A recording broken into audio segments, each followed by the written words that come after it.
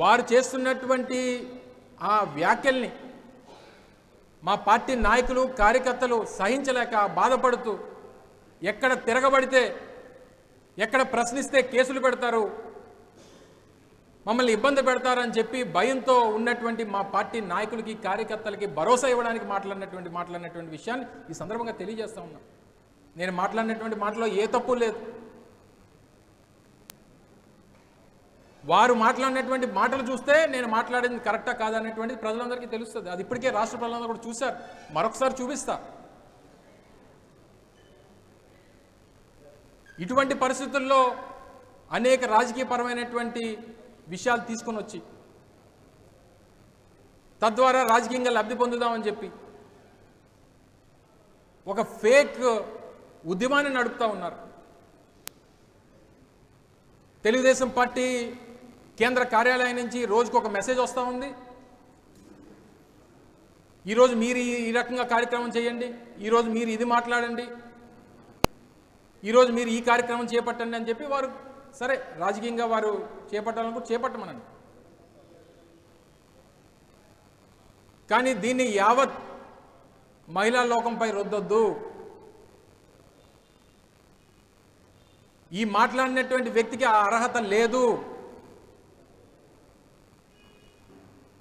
వారిని వెనకేసుకొచ్చేటువంటిది కేవలం తెలుగుదేశం పార్టీ నాయకులు కార్యకర్తలే తప్ప ఏ ఒక్క సామాన్యుడు వారు మాట్లాడినటువంటి మాటలు వెనకేసుకొచ్చేటువంటి అవకాశం కూడా లేదు అనేటువంటి విషయాన్ని తెలియజేస్తా ఉన్నా. నేను మాట్లాడినట్టు నా స్పందనకి, వారు మాట్లాడినటువంటి మాటలకు నా స్పందన అనేటువంటిది ఈ సందర్భంగా తెలియజేస్తా ఉన్నా. ఒక్కసారి ఎందుకు స్పందించాల్సి వచ్చింది, ఏ రకంగా మాట్లాడారో ఒకసారి దయచేసి మీ ద్వారా ప్రజలందరినీ కూడా కోరుతా ఉన్నా. ఒకసారి ప్రజలందరూ కూడా చూస్తే వారి తాలూకా బరితెగింపు, వారి తాలూకా మాట తీరు ఒకసారి మీ ద్వారా ప్రజలందరికీ చూపిస్తా ఉన్నా.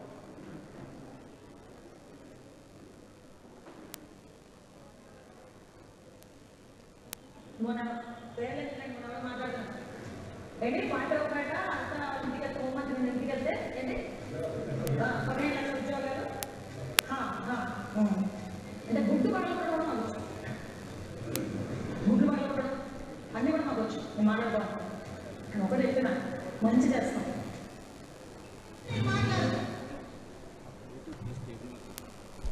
ఇది ఎవడాడు, వాడెవడో నీకు తెలియకపోవచ్చు. ఈ జిల్లాలో, ఉమ్మడి విశాఖపట్నం జిల్లాలో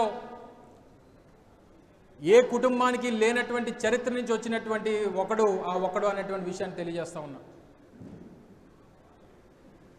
1976 నుంచి జిల్లాలో రాజకీయం చేస్తున్నటువంటి కుటుంబం నుంచి వచ్చినటువంటి ఒకడు అనేటువంటి విషయాన్ని తెలియజేస్తా ఉన్నా.